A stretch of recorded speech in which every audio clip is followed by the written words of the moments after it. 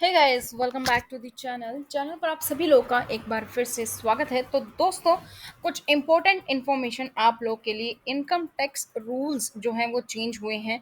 तो 2022 के लिए, जो कि अपना नया फाइनेंशियल ईयर शुरू हो चुका है 1 अप्रैल से, 2022-23 के लिए क्या नए रूल हैं, 10 पॉइंट्स के थ्रू हम यहाँ पर समझेंगे। क्रिप्टो करेंसी पे क्या है, पीपीएफ पे क्या है, या क्या और चेंज हुए हैं, वो आज की इस वीडियो में हम जानने वाले हैं। तो इससे पहले अगर आप लोग इस चैनल पर नए हैं और चैनल को अभी तक सब्सक्राइब नहीं किया है, तो चैनल को सब्सक्राइब करें, साथ ही बेल आइकन को प्रेस कर लीजिए, ताकि जैसे ही वीडियो अपलोड की जाती है उसकी नोटिफिकेशन आप सभी लोगों को मिल सके। तो अगला वित्त वर्ष यानी कि 2022 से 23, 1 अप्रैल 2022 से लेकर अपना 31 मार्च 23 तक जो चलेगा, प्रभावी आयकर नियमों में कई सारे बदलाव किए गए हैं। तो क्रिप्टो करेंसी पर भी बदलाव है। अपडेटेड आई जो आपका रिटर्न दाखिल करना है उस पर, ईपीएफ ब्याज को लेकर है, कोविड-19 का जो इलाज है उसको लेकर है। तो काफी सारे ऐसे बदलाव हैं जो एक एक पॉइंट के थ्रू हम यहाँ पर समझने वाले हैं, जो कि 1 अप्रैल से लागू हो चुके हैं।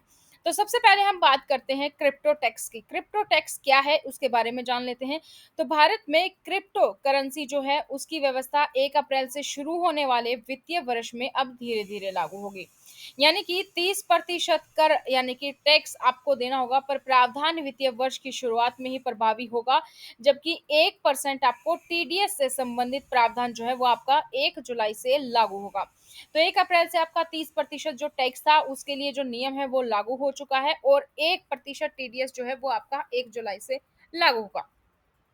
2022-23 के बजट ने क्रिप्टो परिसंपत्तियों पर आयकर लगाने के संबंध में स्पष्टता लाई है। तो पहले ही बता दिया जा चुका है कि कितना टैक्स लगेगा। ये पहले ही सीतारमण द्वारा जो है अनाउंस किया जा चुका है बजट में। जबकि पहले पता लगाया जा रहा था, पहले हम बोल रहे थे कि क्रिप्टो करेंसी जो है बैन हो सकती है इंडिया में, लेकिन ऐसा कुछ नहीं हुआ, बल्कि टैक्स लगा दिए गए हैं। तो टीडीएस की सीमा जो है निर्दिष्ट व्यक्तियों के लिए प्रति वर्ष टीडीएस की जो सीमा है वो हर साल कितनी है, 50,000 होगी।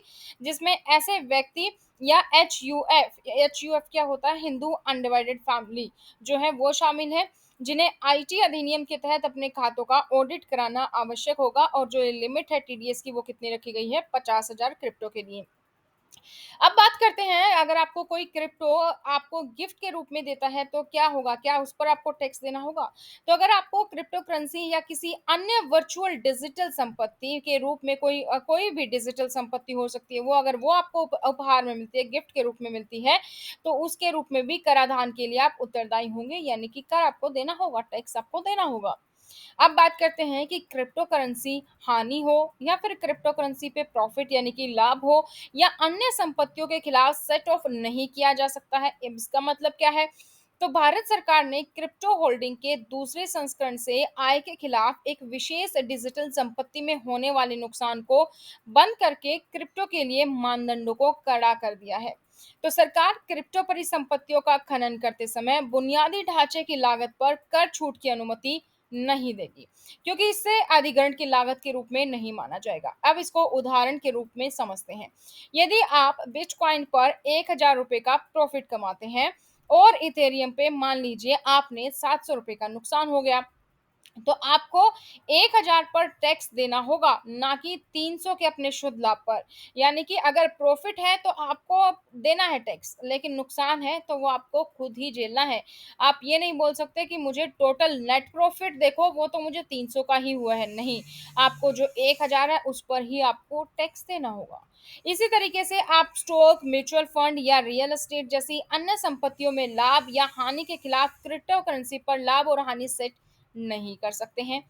चौथे पॉइंट पे बात करते हैं अपडेटेड आईटी रिटर्न दाखिल करने की। एक नया प्रावधान ये भी डाला गया है कि जो कि करदाताओं को आयकर रिटर्न में की गई कोई भी त्रुटि, कोई भी गलतियों के लिए एक अपडेटेड रिटर्न दाखिल करने की अनुमति देता है।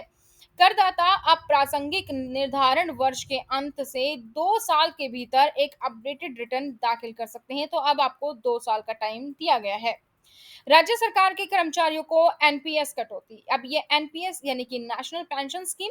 तो राज्य सरकार के कर्मचारी जो भी स्टेट गवर्नमेंट के एम्प्लॉइज हैं, अब वो नियोक्ता द्वारा अपने मूल वेतन और महंगाई भत्ते के 14% तक एनपीएस योगदान के लिए धारा 80 सीसीडी जो के तहत कटौती का दावा कर सकेंगे, जो कि केंद्र सरकार के कर्मचारियों के लिए उपलब्ध कटौती के अनुरूप है।